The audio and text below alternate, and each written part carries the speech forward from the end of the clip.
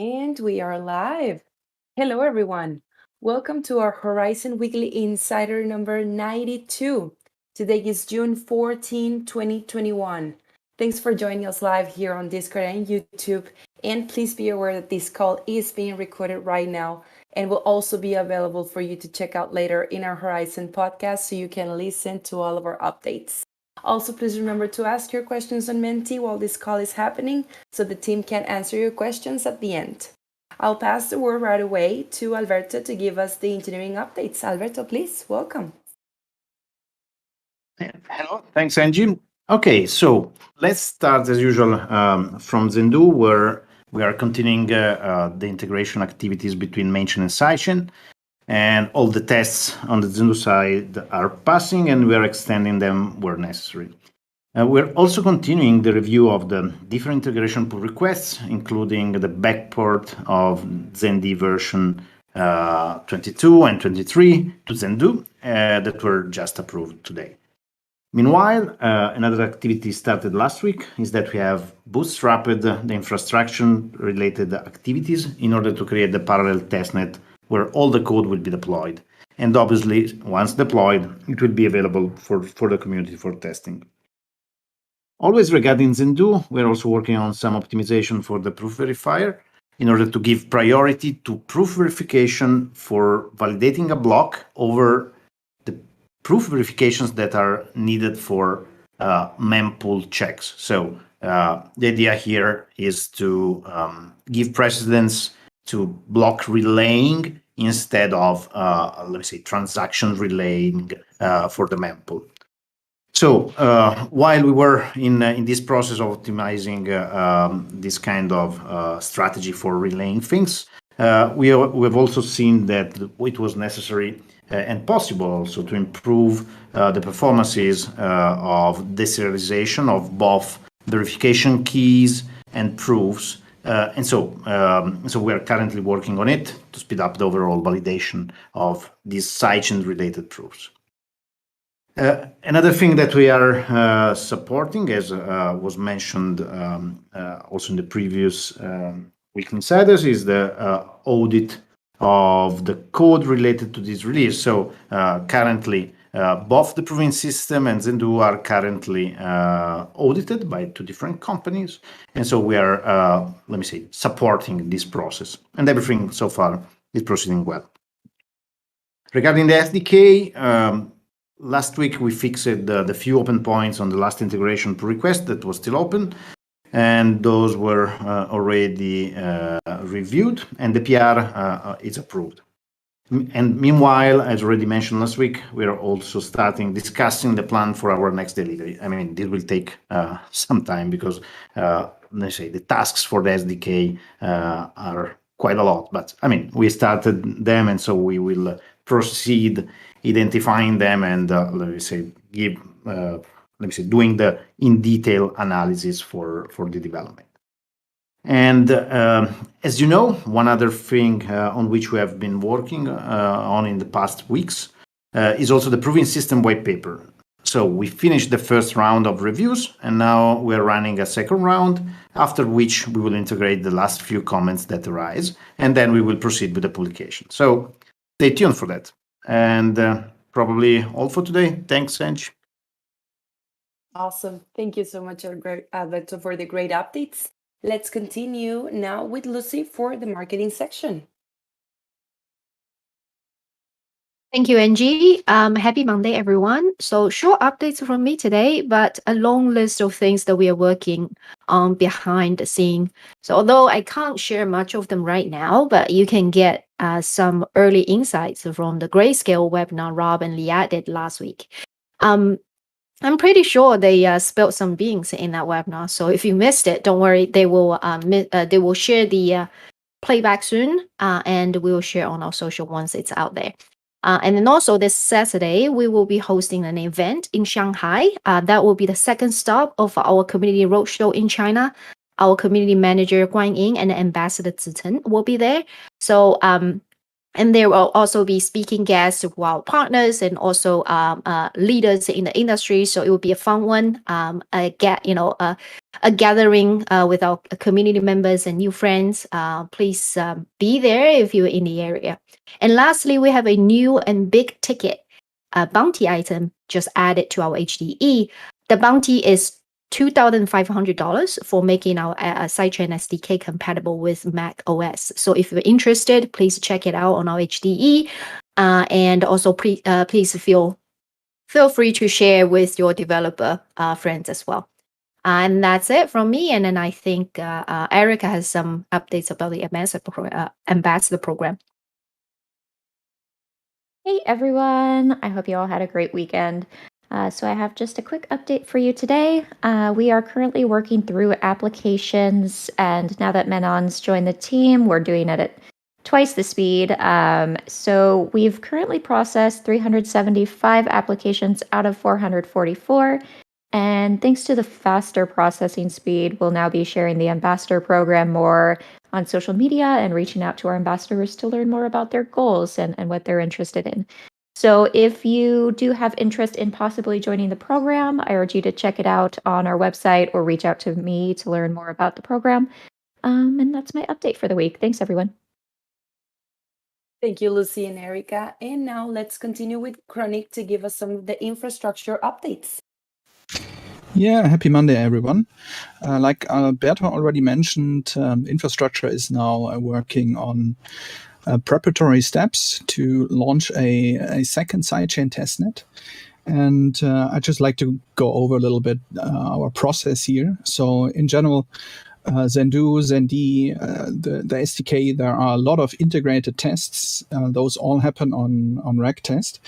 And before we, let's say, go live out to the world with code and actually run everything on a production-like network, we always want to do some final manual tests. And to do that, we actually take a snapshot of the real-world testnet and essentially run a testnet in a box where we can, without affecting production networks, try hard forks, redo them if something goes wrong, and really make sure that everything is as we want it and everything works as intended. And we're currently working on this, meaning creating a whole mining pool, a whole multi-node setup that is completely air-gapped, and we can do all of those operations and hard forks, which are, I mean, let's be honest, a hard fork can always be dangerous. So we want to be very, very sure that what we deploy by a hard fork is actually safe to run and works as intended. And this testnet in the box enables us to do that. And yeah, we're making good progress here. So looking forward to actually deploying this new sidechain testnet. Awesome. Thank you, Chronic. Let's continue with Rosario for product and engineering section. Hi, Angie, and hi, everyone. Good morning, good afternoon. And such a great segue from what Chronic was saying. I just posted a slide, just to a very high level slide on what our road to mainnet is going to be for Zendu. So as you heard from Chronic, we started that migration, and that it's ongoing very well. As we approach the migration to Zendu, to the real testnets, what we call internally the real testnet, we will be submitting our first Horizen improvement proposal, ZenIP for short. Improvement proposals systems, for those that don't know, are meant to establish new features and core protocol changes. We will start with Zendu, being that it's the most important and largest protocol change of our ecosystem. And we look forward for inputs, although we don't expect a lot of conversation, because we've had 2 plus years worth of conversations with our community on Discord about Zendu. So, but we are still establishing this process because it's really important for our ecosystem, and what better to start with Zendu. From the Horizen Labs perspective, I'll start with Celsius. We've started the design of the cryptographic elements for milestone 2 and milestone 3. And just a reminder, milestone 2 is the proof of private key knowledge, and milestone 3 adds Bitcoin transaction translator component.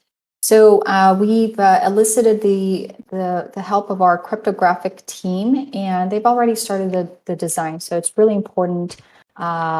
This was a good moment where we could direct their efforts to our Celsius solution for this auditing blockchain or sidechain called ZK Audit.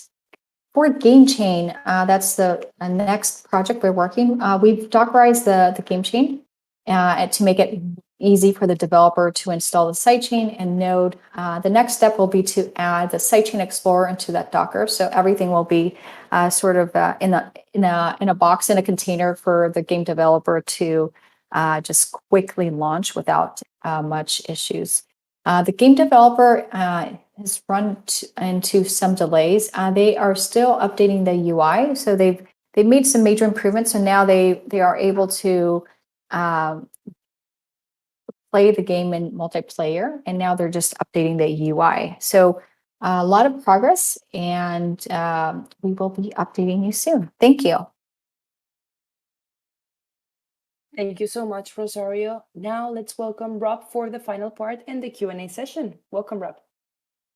Thanks, Angie. Hello, everyone. Okay, so a bunch going on as always. You heard from the technology updates, engineering, product, what's going on. Basically, the big news is the news we've been talking about for the last several weeks, that we are knee-deep in third-party audits, 2 of them ongoing right now, which is critical just for stability of the protocol when we go to mainnet. Good conversation from Chronic about just stability when we deploy something into production. That's especially true when we do a massive migration like Zendoo. So integration testing, we're in that phase. Everything's looking like it's going well so far. Team is growing, another theme that we've been talking about. So a couple new hires are joining the product team, one in Milan, one in New York City. A few other candidates are pending in the pipeline, and we're just aggressively recruiting at this point. So more news to come and some introductions to make in the near future. Okay, some big news, and Liat and I certainly did spill some beans in the Grayscale webinar that we did last week. So if you haven't checked it out yet, I believe that Grayscale has released a link that you can view a recording of the session. So check it out if you'd like to. We talk about some really big topics, our overall strategy, how we plan on competing in this marketplace, and so forth. I'll talk about that a bit. But the really big news that we did talk about already, since it's out there already, I'll mention it here, is Horizen Labs just closed on a $6.6 million seed round. So a seed round in the VC parlance of fundraising is basically your first real round, your first real priced round. Now, Horizen Labs launched in 2019 with some private capital from VCs, including DCG, Liberty City Ventures, and we also had some private funding from team members that launched. That was all done in a convertible note round, not to get too much into the details here, but the seed round was the first time that VCs actually came in. We had a VC, Kinetic Capital, and DCG and Liberty City Ventures. The last two significantly stepped up their ownership in the company, and they priced the round. So this is different. This actually is now a professional kind of valuation of the company, how much it's worth, and they injected $6.6 million into the company. So this is huge because this cash is being used strictly for growth at this phase, and we have a lot of growth to do. What this means for the ecosystem is a heck of a lot more stability and a heck of a lot more software development. Right, so Horizen Labs is really the software dev arm of the ecosystem, at least so far, and it just took in a whole bunch of capital to expand. So we're focusing in particular this expansion on what we've been mentioning, this New York City office that we're building for product engineering, and this is 2 real functions. I'll say we've talked about 4 functions previously. I'll just collapse it now into 2. The 2 big functions: product verticalization for this group. So this is the group that will be kind of on the margin, piecing together, working with the Milan product engineering team, and they're going to be doing like products with customers. So when people want to deploy a blockchain in the Horizen ecosystem with our SDK, and they want to work with our very knowledgeable expert team, they'll be working, primarily, at least this is where we're growing out the team. We're still, a transatlantic team. But then the other big thing is a rapid deployment product team. So this is really geared towards ecosystem growth, looking at tools. And here's where I want to see a really big catch up. So I'm just mentioning it here. And over the coming months, you're going to see what I'm calling like a developing market type of catch up. So in economics literature, there's always kind of a, when you're on the frontier, if you're a market on the economic frontier, not a frontier market, on the economic frontier of growth, right? You're a mature industrialized country. You typically have like a catch-up phase for other countries that are kind of further down that frontier. So those that are in the developing emerging market category, they can just look to what the industrialized countries have done and just mimic a lot of that and import the technology, import processes, know-how, all that kind of stuff. We're going to do exactly that in the crypto industry. So there's a lot out there in terms of open source software, a lot of tools, a lot of just know-how, processes, ways of doing things, how to create web wallets that act as authenticators for applications. There's a lot of that, and I want to import as much of it as quickly as we can. All right, so this is a big element of what we're going to be pumping a bunch of resources into, and there's going to be a very rapid catch-up period. Now, of course, this is very much conditional on building out a team that can do it. All right, so we're in process of that. We're making some headway, but it's going to take a little bit of time. Okay, so this also goes towards a bigger strategy for financial resilience of the ecosystem. And again, in the Grayscale webinar that we had last week, Liat and I were pressed with the question of how do we think we're going to compete in this marketplace where we have competitors that are raising tens, if not hundreds of millions of dollars. Well, we do have a path. So it starts with financial resilience, and we have a few different organizations within the ecosystem. We have the foundation, and the foundation, we've been talking basically all year about how it's paid its stats, it's been building up reserves, both USD, Zen. It's about to kick off more sophisticated treasury operations for cash flow management, including things like hedging, so we can make sure that we have the financial resources in place no matter what the market happens, no matter what happens to the market, whether we're in a bull market, a bear market. Obviously, there's a difference, but we want to make sure that we're resilient in any type of market condition. Horizon Labs just raising $6.6 million is a really big deal. This has been raised in US dollars, and the company's already been sitting on very, I would say, substantial reserves, both in cash and crypto, and has been diversifying throughout the bull market. But raising this other money is just going to be sitting there in cash and will help us do, again, have more resilience going forward. So in addition to this, and this is something else we kind of leaked the news on during the Grayscale seminar, is the foundation in this case is leading an effort to put together what we're calling a Zen VC consortium. And the details are still being hashed out, but the gist of it is that the consortium will consist of potentially dozens of venture capital companies or investment firms, VCs, who want to invest substantially into our ecosystem. So the BD team, Dean Kaspers, have been really on the warpath for the last few months, kind of quietly approaching a whole bunch of other VCs in the industry, letting them know what we're doing, because a lot of them really had no idea what we're doing. We're still kind of an under the radar type of project, and have been, in a process going from education to now recruitment. And there's a lot more interest than we originally thought to invest in the ecosystem specifically. So now we're putting together a vehicle or this consortium that will be coupled with the treasury, and we'll think through this consortium, what rules we want to put in place there of, say we bring in 10, 20, 30 VCs that are making substantial commitments into the ecosystem. They will bring their expertise and their capital. So this is a really interesting way of accelerating investment in the ecosystem beyond what our own resources are capable of doing. And the way that we do this is with the clever mechanism of the treasury matching in some capacity the bets that VCs are willing to make into our ecosystem. So if a VC bets $100,000 into a startup that wants to build an Horizen, the treasury will have some matching mechanism for like a grant allocation to that company, right? So the thing here is that the foundation is currently not staffed with experts on selecting good investments and and monitoring them over time. VCs, this is what they do, right? So for us to be able to attract friendly ones into the ecosystem that want to invest substantially with us, this is one way of kind of facilitating that across the board. So really excited for that program. And between the three different paths we have here, I think this is going to work wonders for financial resilience. especially considering where we've been in the past over the last 4 years. I think we've learned a lot. This isn't our first rodeo.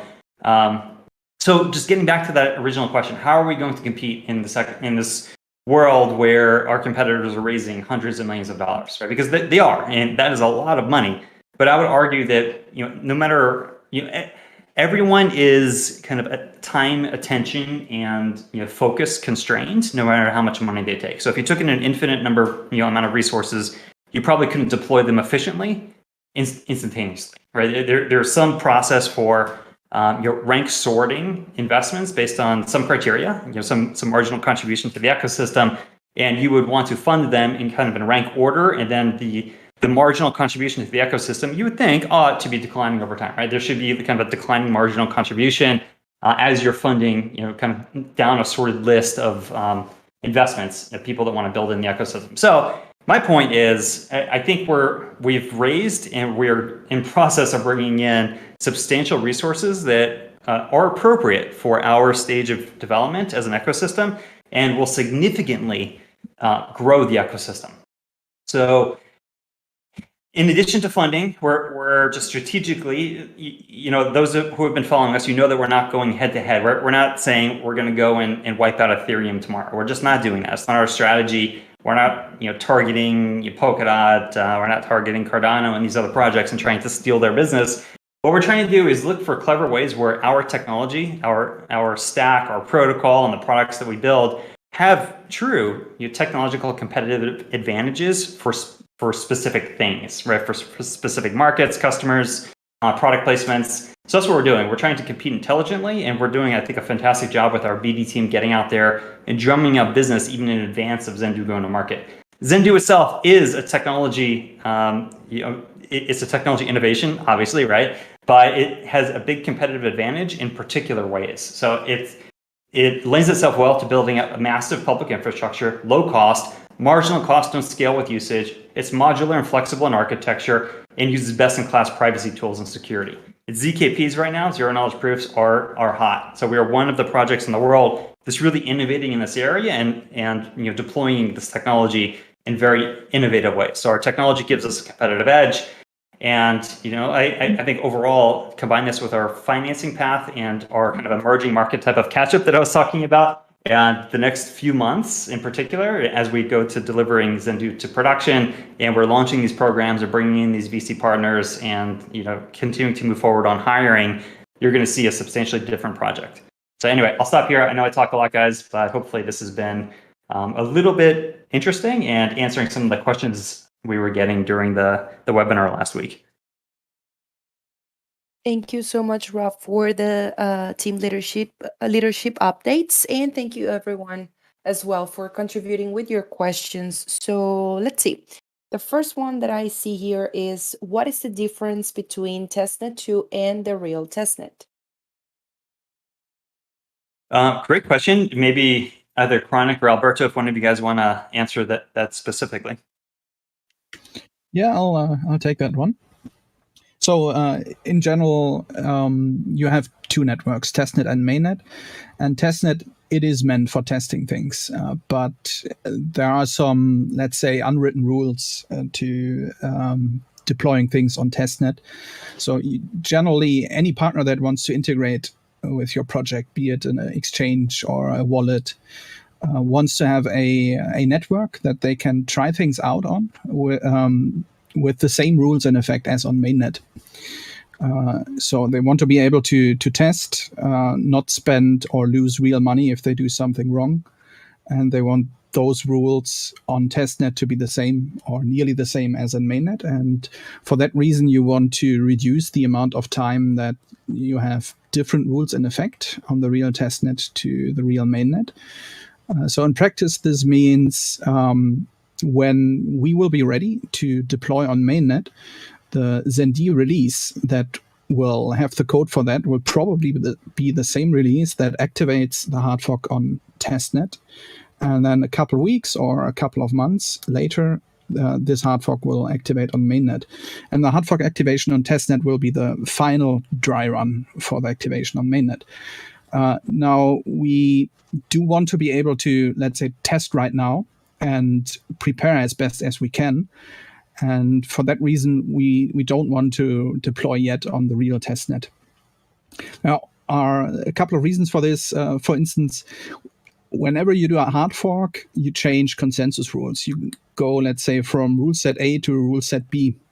If you at that point find out that something is wrong, which needs to, and you need to do another hard fork, it's easier to, let's say, go back to A and then go from A to rule C instead of going from B to C, because you need to make code changes to introduce another fork to do it that way. So this is mostly why we're doing another sidechain testnet 2. And it also gives us time to develop all of the ecosystem software that depends on the main consensus rules. So this is libraries like Zencash.js, the block explorers. So it's mostly for us to be better prepared and to have an easier way to try things out. Thank you, Crony. Greatly, super great is explained.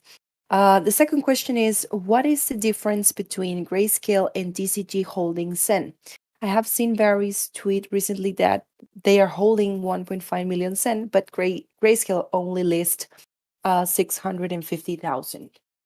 Yeah, great question. So DCG itself is an investment company, and the company has made a substantial bet in the ecosystem by holding a lot of Zen. Grayscale is an asset management company that has opened a product called the Horizen, or the Grayscale Horizen Trust. And the Grayscale Horizen Trust is an investment vehicle where private investors can come in and buy shares of that vehicle, and that those funds go to acquiring Zen in the marketplace, parking them in the trust, and that is just another investment option for people. So really, you have two different entities that are both very important in different ways. One being the most prolific investment company in our industry, taking a substantial bet directly on Zen, and the other is the biggest asset manager in the industry, offering a product for other investors to come in to Horizen and let's call it like a regulatory compliant and just kind of safe way for institutions and other large high net worth investors to come in without buying the coin directly. Okay, thank you. And the third and final question is, how many partnerships are ongoing for Sendu? A lot. So I don't know, Dean, do you want to take a stab at maybe revealing something really interesting here? Love that. No pressure, right? Just None at all. Exactly. Dazzle everybody right now on the spot. No, unfortunately, there's I don't know the exact number. We have literally dozens of signed partnerships. There's probably a half dozen that are just incredible that we're super excited about. I think half of them have been publicized. We're still working with the other partners to publicize the other half. But at this point, there's a lot of interested developers, and I think once we go live, we'll see all of those announcements come out as well. That wasn't so exciting, Dean. Keep it close to the vest. Great. Thank you so much, Dean, and Rob as well. And I guess that's it. Those were the top three questions. The top three questions. The final one was just related to how Horizen Labs is growing, but basically Rob explained it all at the beginning. So yeah, thank you everyone for listening to our weekly insider, for joining every week. Remember, we do this every week to bring you the latest Horizen updates. Have a great week, and we hope to see you all on next